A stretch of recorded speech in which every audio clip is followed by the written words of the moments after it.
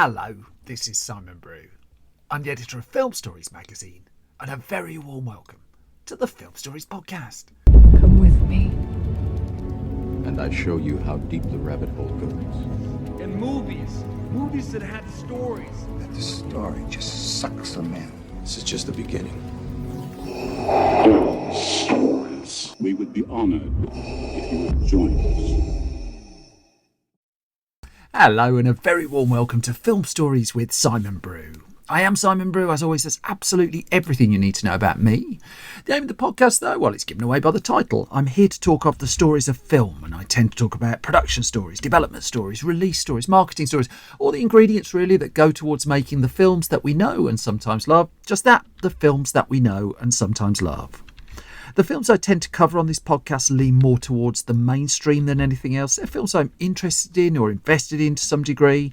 I try not to do snark. I try not to punch down. This podcast is a celebration of cinema and a real appreciation, really, of just how hard it is to get a film off the ground. Let me take you back to 2015. I'm going to play you a clip from a trailer of a comic book movie, and I'll come to the story of it the other side of this. Dr. Storm, we gave you 6 years and millions of dollars, and you gave us nothing. What's different now? Reed Richards. He knows answers to questions we don't even know to ask yet. This is our chance to learn more about our planet and maybe even save it. I want you to meet my daughter, Sue. You want to be famous? I just want my work to make a difference. Johnny, Reed. This guy doesn't take orders well. Yeah, especially from people who say I don't take orders well. Don't let any of these lab coats give you any crap, all right? Well, if I do, I know who to call. The Muscle. I gotta say, it's fun having you here. Really? No. What you've created here is incredible. You guys sure you're in the best shape to be doing this? Yeah. We're good. They just cracked interdimensional travel.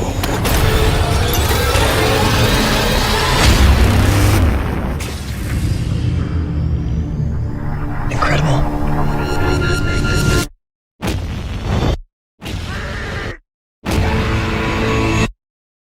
That then was a clip from 2015's Fantastic Four, directed by Josh Trank, with the screenplay credited to Jeremy Slater, Simon Kinberg and Josh Trank, based on Fantastic Four by Stan Lee and Jack Kirby, and starring Miles Teller, Michael B. Jordan, Kate Mara, Jamie Bell, Toby Kebbell, Reg E. Cathy and Tim Blake Nelson. So the tale of this particular Fantastic Four film, well, let's go back to 2005. Let's start it there, because that's when 20th Century Fox first debuted a Fantastic Four movie, a PG-rated, softly received film based on the much-loved Marvel comic books, directed by Tim Story. That film did decent money, and the cast of it was duly signed up for 3 movies anyway. It wasn't doing Batman and Marvel levels of money, but it was still okay, and so it pressed ahead with the sequel in 2017, Rise of the Silver Surfer, and that also did okay money, but at the point that the box office grosses of other comic book movies was going up, Fantastic Four was a little bit flat. I've covered Rise of the Silver Surfer on a previous episode of the podcast. And so that cast was signed up technically to do a third Fantastic Four film, but Fox decided it wanted to try hitting the reboot button. That the rights to the characters that it had acquired off Marvel meant that it had them in perpetuity as long as it kept making films. And so if it wasn't going to do a third film with the 2005 cast, it needed to do some kind of reboot, which is exactly what it decided to do. So it was in August 2009 that Fox made that decision and hired Akiva Goldsman to produce and Michael Green to write a new Fantastic Four movie. Now, by the summer of 2010, it didn't need an announcement to the former cast. Their option just wasn't picked up for a new film. But the reboot was well underway, and the website Screen Rant, in its pre-clickbait days, was reporting that Bruce Willis was being chased to be one of the key parts of the new film, playing Ben Grimm or The Thing. Kiefer Sutherland also in contention and on Fox's radar for that role. Unsurprising, given that Kiefer Sutherland had become a huge asset to 20th Century Fox for starring in the TV show 24. There were also, in 2010, 3 possible directors who have been talked about. Joe Carnahan had just steered the A-Team movie to the screen for 20th Century Fox. I've covered that on a previous episode of the podcast. I've also covered V for Vendetta, and its director, James McTeague, was being talked about. And then David Yates, coming to the end of his initial run on the Harry Potter films, he was a contender. Oscar winner Adrian Brody was set to head the Fantastic Four and potentially play Reed Richards. Alice Eve, meanwhile, had reportedly turned down X-Men First Class so that she could keep her schedule open, so that she could play the Invisible Woman or Sue Storm. And then there was Kevin Pennington, who was in the frame as Human Torch Johnny Storm. The thinking was actually, because Fox was making X-Men First Class around the same time and had been auditioning a lot of actors for that there was some kind of crossover, that actors who weren't quite right for the X-Men film but stuck in their mind were possibles for the Fantastic Four movie that the studio was looking to make. The projects were working in relative tandem at this point, and the idea was that Fantastic Four would film in 2011. It would be in cinemas for the summer of 2012, and sequels would follow thereafter. But it was all looking a little bit ambitious if you don't have a director on board. And in 2011, it was a different film that changed the course of this Fantastic Four film a little, because a brand new young film director burst onto the scene with some style as well. He's named Josh Trank, and he was in his 20s when he made the found footage superhero movie Chronicle, a really smart film, a low budget film that he'd been able to make away from the glare of people really, and with a degree of creative control he wouldn't ultimately get on Fantastic Four. And he delivered for Fox a #1 box office hit. I think to this day, he is the youngest director to have a #1 box office hit in the US. And of course, a brand new up-and-coming director who delivers a hit out of nowhere, well, very much on the Rolodex of studios for other big projects. This was the era where, we were just coming into the era where independent directors were just being plucked and given big blockbuster movies. And so, Josh Trank was being linked with Venom for Sony, for instance, a film called The Red Star for Warner Brothers, the video game adaptation Shadow of the Colossus for Sony and PlayStation was also something that he was considering at that point, apparently did a bit of work on. Yet, of the projects that were being offered to Josh Trank, it would ultimately be, as you can probably guess by the fact we're doing a podcast on it, Fantastic Four that bubbled to the top of the pile. As such, in July of 2012, 20th Century Fox hired Trank to direct the film, and alongside him, Jeremy Slater came on board to work on a script. Some script work had already been done by Zack Stentz and Ashley Miller, who'd been working on, wouldn't you know it, X-Men First Class as well. But there was a slight difference of direction coming between Trank and Slater, that Slater was pushing towards something a bit more Avengers-y style for the film, that kind of feel. And Josh Trank was looking for something a lot darker and a little less in the style of the superhero films at that point. Now, Slater would tell Polygon that he, in the end, left the project just 6 months after he'd been hired, that he'd penned 18 drafts by that point, but only a couple of them had made it to 20th Century Fox. And as Slater said, right from the start of the process, Josh told me I wasn't allowed to speak to Fox without him present. And so he said he never saw 95% of the notes that came back from the studio. But the studio had hired Trank. They wanted his brain, they wanted his vision, and so that's kind of the way it was heading. When Slater went, though, Fox did bring in some of its more regular personnel. That Simon Kinberg, even though at one point he said he was kind of a bit superheroed out, he was persuaded to come back for Fantastic Four. He'd done an awful lot of work on the X-Men films. He would direct X-Men Dark Phoenix for Fox in the end. And he came on, and between Kinberg and Trank, they worked to fashion a screenplay that was working. It was heading in the right direction. The problem was, as the film got close to production, there still wasn't really a working third act to the film, something that would kind of haunt it right up until months before the film was ultimately released. Now, this didn't mean that things weren't pressing forward, that the casting of Fantastic Four could get underway, that Michael B. Jordan was very high on the list right from the start in one of the key roles in the film to play Johnny Storm. Miles Teller was someone that Trank was particularly after. Kate Mara was someone who came from Fox. Apparently, Fox was keener for her to take on the role in the movie. And Jamie Bell rounded out the key quartet of the movie. Depressingly, there was some pushback against the casting of Michael B. Jordan as Johnny Storm because of the colour of his skin, and some people on the internet did not take that very well at all.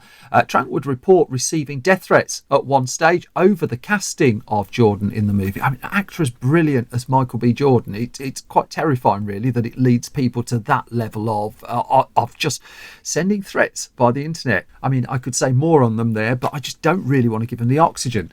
Instead, I'll turn to the casting of Doctor Doom in the film. That there were a few people in the running for that, names such as Eddie Redmayne and Donald Gleeson. I think Sam Riley was mentioned at one point as well. And in the end, it would be Toby Kebbell, who would be cast as Victor Von Doom / Doctor Doom in the film. Apparently, Mads Mikkelsen auditioned for the part as well.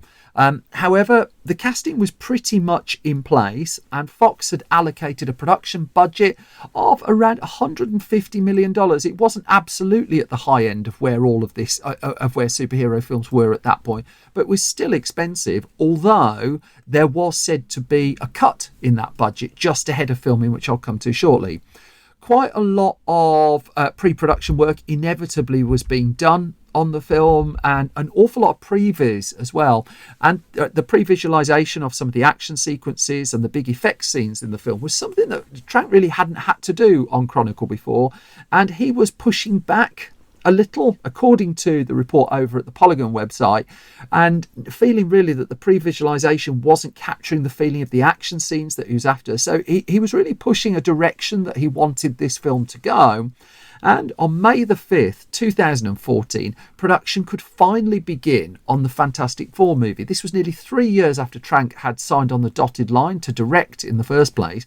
And, 1 month later, he landed to what was likely to be his next project, that he was signed up to direct a Star Wars movie for Lucasfilm. It would have been a Boba Fett film. He didn't, in the end, make that film. I'll come to that slightly later in this particular story.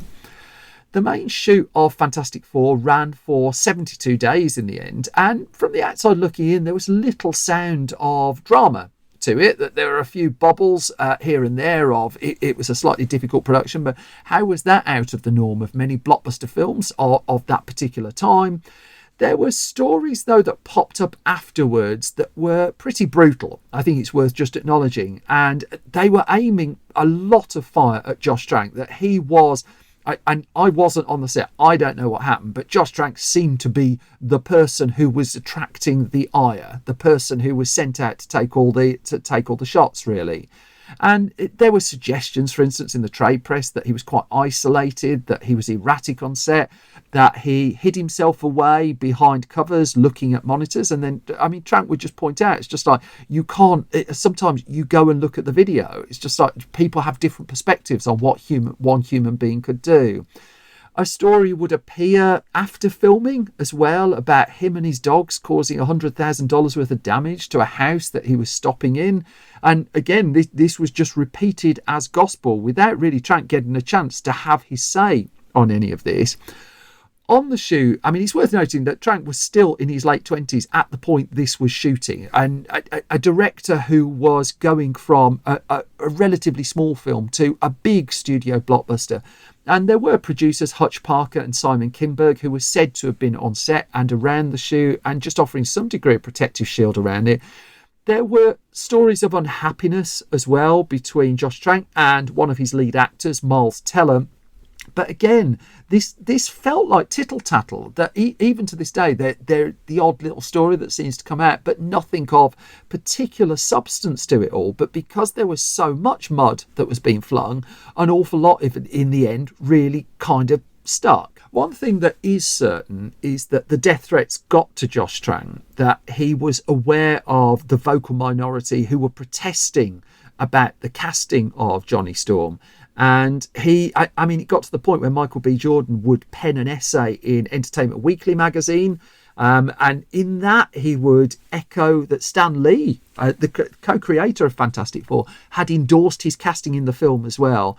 But Trank would say that he was getting threats on the IMDb message board saying they were going to shoot me. And so he kept a loaded gun on his nightstand during the making of the film, and he would only return the gun once production was over. He would say in an interview, I was so, as I say, clucking paranoid during that shoot. He said, if someone came into my house, I would have ended their clucking. I think that says live.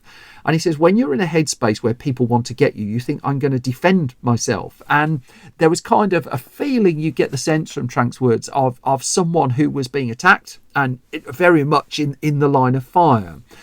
Trank would also say that Fox chopped the budget fairly late in the day by some $30 million just ahead of production, which meant scaling back some of the things they wanted to do in the third act of the film.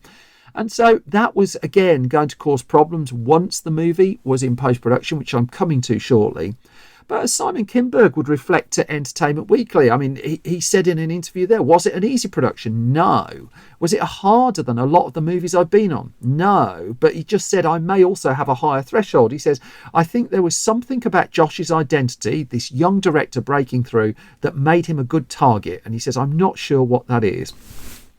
Filming nonetheless wrapped end of August 2014. Fox was already planning a sequel as well, that it was going to announce a summer 2017 release date for Fantastic Four 2, that this first Fantastic Four movie was going to be out in the summer of 2015. And so that gave Trank time to go off into the edit room, and he came out the other side with his cut of the film that was screened for 20th Century Fox executives. And it would be fair to say that 20th Century Fox executives were slightly spooked by what he presented to them.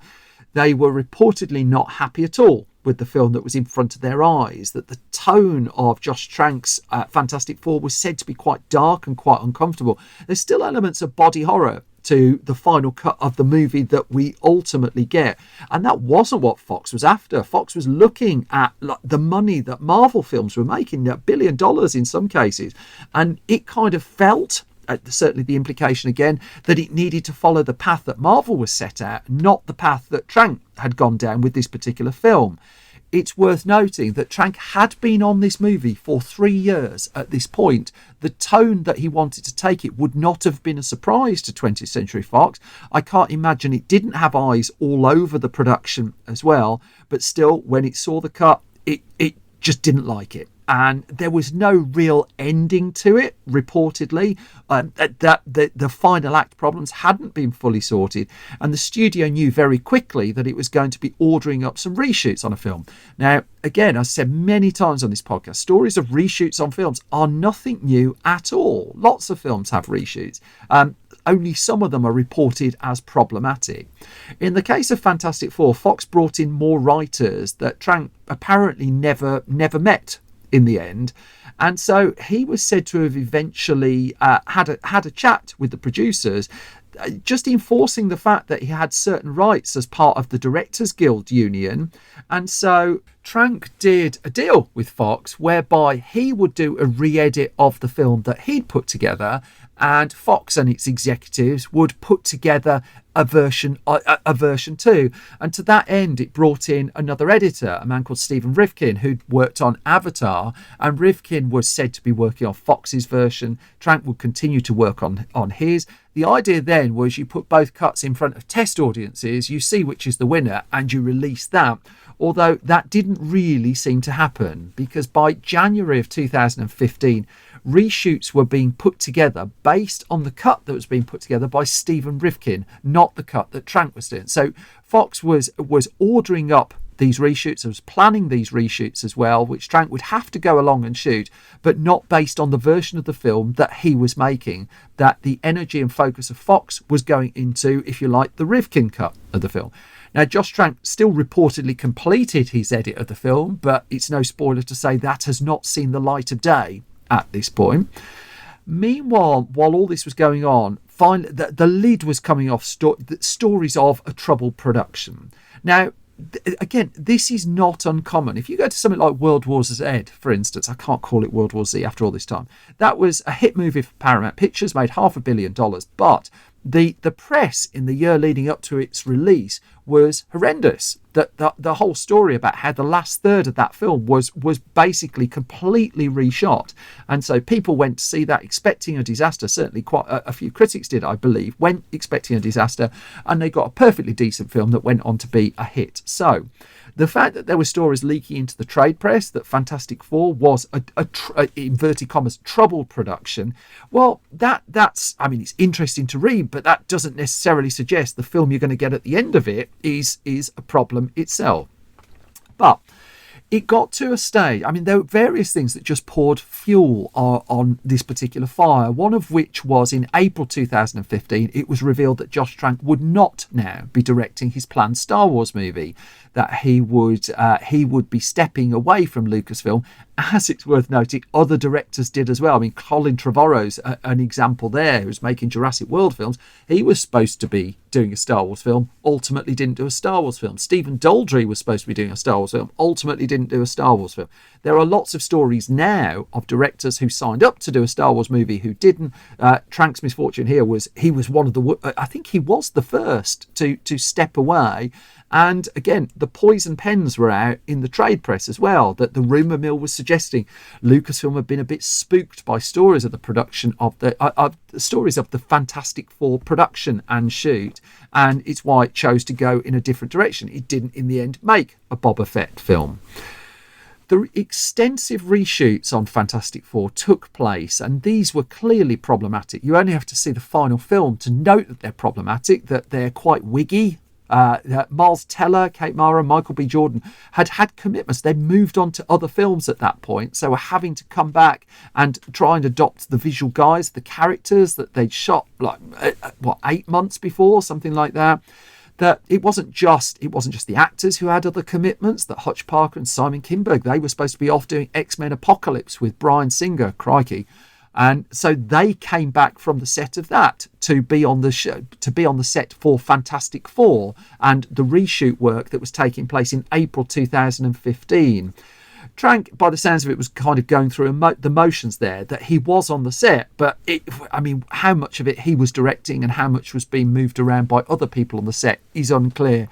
You can imagine the unhappiness of being in that situation, that he'd been working with his own editor, Elliot Greenberg, who'd worked with him on Chronicle, but the version that Fox was clearly going with was not his. That the reshoot footage that was taking place affected the back end, the final act of the movie. And again, it's not hard to tell when you see the final film. Still, Hollywood PR and marketing departments, PR departments in particular, are good at trying to douse the flames a little bit. And so out came Trank and Simon Kinberg doing a side-by-side interview in the Los Angeles Times, published in June of 2015, 6-8 weeks ahead of the release of Fantastic Four, just talking down the drama, really. And Trank would gamely do press for a film that had, in his eyes, been taken away from him. And I mean, it was just heading to release point, and then the infamous moment, really, that really painted a target on his back, that he posted a tweet, a day or two before the release of the film, back when Twitter was called Twitter. Remember that? And he posted, quote, "A year ago, I had a fantastic version of this, and it would have received great reviews. You'll probably never see it. That's reality, though." Now, he deleted it pretty soon after that, but he'd broken the secret code of Hollywood in that you don't wash your dirty linen like that. That studios do not like things like that going out a day or two before the release of the film. And it's one of the things that I would imagine affected studios working with him in the aftermath of the release of Fantastic Four, because now the knives were absolutely out for him. And in the aftermath of him penning that tweet, the Hollywood trade press dug into a lot more the actual filming of the movie, and the blame was being put very squarely on the shoulders of its director, fairly or otherwise. He'd made himself, by tweeting that, an easy target. I mean, apparently a few days before, he'd emailed the cast and crew thanking them and telling them how proud he was of the film. But here the narrative had completely changed. And so the film was, it was held back from critics for quite a while, and it went in front of the critical audience and landed with an absolute thud. It's fair to say it landed with an absolute thud. It was not a popular film. The reviews were borderline hellish in some cases. That I still think there's things of interest in this Fantastic Four film. I do think it takes a slightly different path to the superhero movies that were around at that point. There's the body horror stuff. There's stuff in like the first 2/3 of it that's actually quite interesting before it becomes something a lot more generic. But still, I think even its most passionate defender would suggest that it's not the finest of its ilk that was coming out around that time. It's quite interesting that Trank, on his Letterboxd account, went back to the movie a couple of years later and reviewed it himself, found things to like in it, but conceded it's not a great film. Again, it wasn't fully his film, but it wasn't a great film. So it went then in front of audiences that the quoted budget was $120 million. It was released in the US the weekend of August the 7th to the 9th of 2015. And it opened in second place with a $25.6 million opening weekend. Now, that's not awful by just in isolation, but certainly in the context of superhero films, it was on the low side. The Ant-Man had been in cinemas for 4 weeks at that point, was still in fifth place, $150 million in the bank just in the US. That there was also, this was the summer too that Jurassic World just made $2 billion. That Avengers Age of Ultron had overcome not great reviews itself to make $450 million in the US, $1.4 billion worldwide. And there were films making an awful lot of money. On its opening weekend, Fantastic Four was beaten to the top spot by Mission Impossible Rogue Nation, which was on its second weekend of release and took $28 million on its second weekend. The wonderful thriller The Gift, actually, which I'm coming to on a future episode, also opened the same weekend. And this, from Joel Edgerton, this is an outstanding thriller. $11.8 million opening. And I think it's Jonathan Demme's final film, Ricky and the Flash, was also out that weekend. And that fell a little bit short commercially at $6.6 million. The problem for Fantastic Four, though, was that the word of mouth was out now. And it wasn't just that the knives were out, it was the fact that, the audience was not, as they had done with Avengers movies, coming back for a second view or anything like it. It lost nearly 70% of its audience on its second weekend.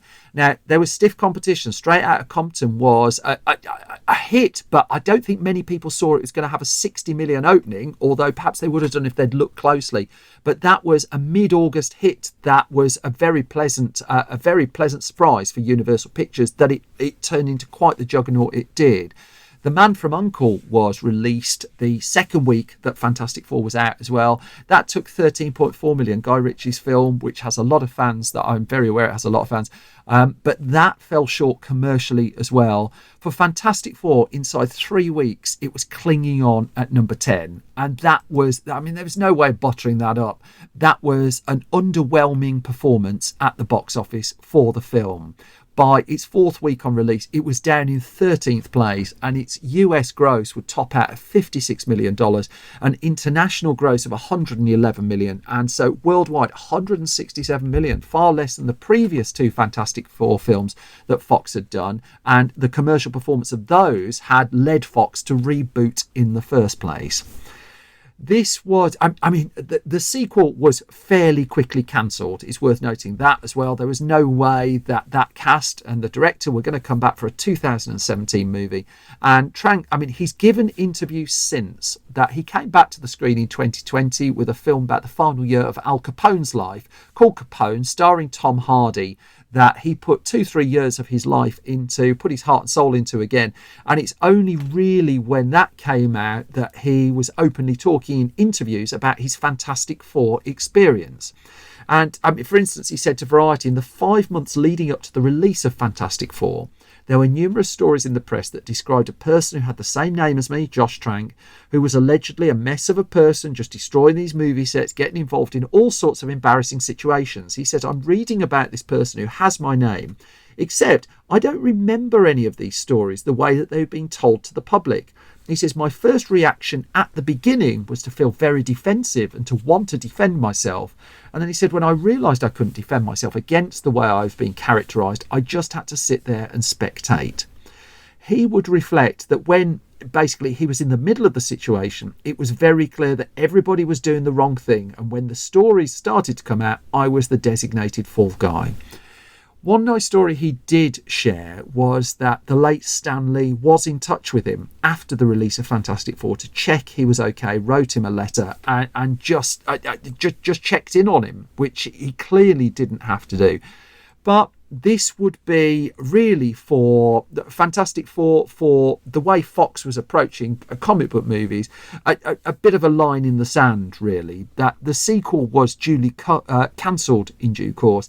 And then while Fox was working out what do you want to do with Fantastic Four, Disney came in and bought 20th Century Fox's parent company, 21st Century Fox, and thus by 2019, Fantastic Four was now back under Disney, was now back under Marvel. And at the point that this podcast is being recorded, we've just had an announcement of a new Fantastic Four film that's coming out in July of 2025 with a brand new cast. It will be 10 years after the release of Josh Trank's movie. In that time, Trank has made one more film, hopefully more on the way, because the man who made Chronicles still has an eye. There's still filmmaking in him. But it kind of, the most, I'd probably say the most infamous box office disappointment in the world of comic book movies and superhero movies of the 2010s. And a film that, for which its director, again, for right or wrong, for better or worse, was made to carry the can. As always, thank you so much for your time and thank you for listening. I'm just going to do a few parish notices. So firstly, if you like this podcast and don't mind supporting it, there are a couple of ways you can do so. If you're keen to financially support us, God bless you, then if you go to patreon.com/SimonBrew and put a bit of money in the tin there, you get the podcast early, you get it ad-free pretty much every week. You also find out the gossip of what we're up to behind the scenes, and little tidbits end up going in there. Costing you absolutely nothing, meanwhile, is to subscribe to the podcast at your podcast home of choice. That's massively appreciated. Likewise, if you can leave ideally a hugely positive review, that is also massively appreciated. And then if I can just do a quick plug for my Film Stories print magazines, that Film Stories magazine is 168 pages. It's film magazines like they used to. Huge, chunky, real thud, really nice paper. We're really proud of it. If you go to store.filmstories.co.uk, you can find that there. You can also find Film Junior, which as I understand it, is the only print film magazine of its type. That it's a film magazine for under 15s that's also written in part by them as well. Again, hugely proud of it. Independently published, store.filmstories.co.uk. Which brings me to the end of this latest episode of Film Stories, a rare venture into comic book movies for me there. As always, thank you so much for listening and thank you for your time. If I've not bored you completely, you can find more from me on Twitter at Simon Brew, on Blue Sky at Simon Brew as well. Film Stories is on Twitter at Film Stories, is on Facebook, Film Stories Online, on YouTube, youtube.com/Film Stories, and the Patreon again is patreon.com/Simon Brew. And just at filmstories.co.uk, that is our website. We update it every weekday with games, TV, movies, news, features, reviews, mischief, terrible jokes, and today, as I'm recording, a picture of a rabbit as well. How about that too? I think I've outstayed my welcome. I always outstay my welcome. I just leaves me to say thank you again for listening. Thank you for your time. I hope you all stay well, and I will be back soon with another bunch of film stories. Until then, look after yourselves. Bye-bye.